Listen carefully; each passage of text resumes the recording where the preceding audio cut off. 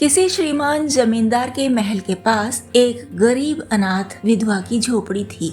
जमींदार साहब को अपने महल का अहाता उस झोपड़ी तक बढ़ाने की इच्छा हुई।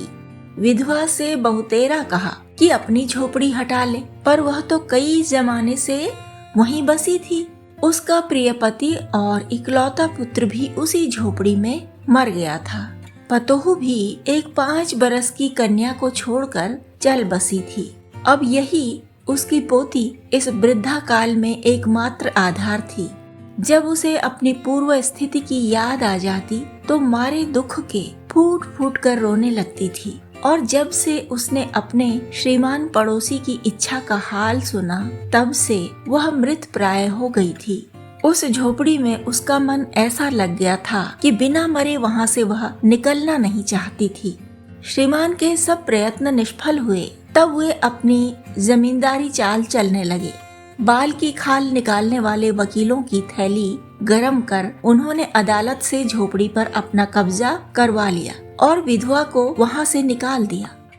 बेचारी विधवा, बेचारी अनाथ तो थी ही, पास पड़ोस में कहीं जाकर रहने लगी। एक दिन श्रीमान उस झोपड़ी के आसपास टहल रहे थे और लोगों को काम बतला रहे थे कि वह विधवा हाथ में एक टोकरी लेकर वहाँ पहुँची।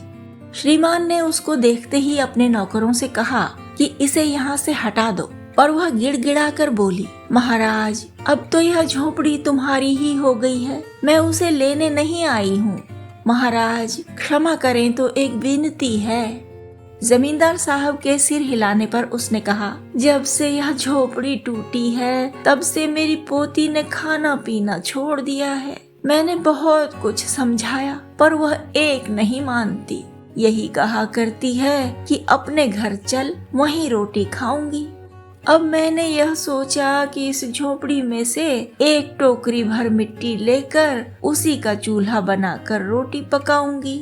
इससे भरोसा है कि वह रोटी खाने लगेगी। महाराज कृपा करके आज्ञा दीजिए तो इस टोकरी में मिट्टी ले आऊं। श्रीमान ने आज्ञा दे दी। विधवा झोपड़ी के भीतर गई। वहां जाते ही उसे पुरानी बातों का स्मरण हुआ और उसकी आंखों से आंसू की धारा बहने लगी। अपने आंतरिक दुख को किसी तरह संभाल कर उसने अपनी टोकरी मिट्टी से भर ली और हाथ से उठाकर बाहर ले आई। फिर हाथ जोड़कर श्रीमान से प्रार्थना करने लगी, महाराज कृपा करके इस टोकरी को जरा हाथ लगाइए, जिससे कि मैं इसे अपने सिर पर धर लूं।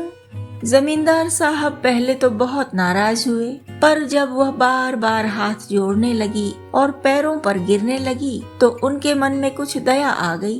किसी नौकर से न कहकर आप ही स्वयं टोकरी उठाने आगे बढ़े।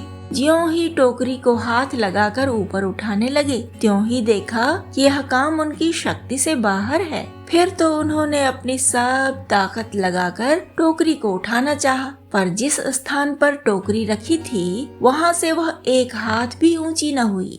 वह लज्जित होकर कहने लगे, नहीं, यह टोकरी हमसे न उठाई जाएगी।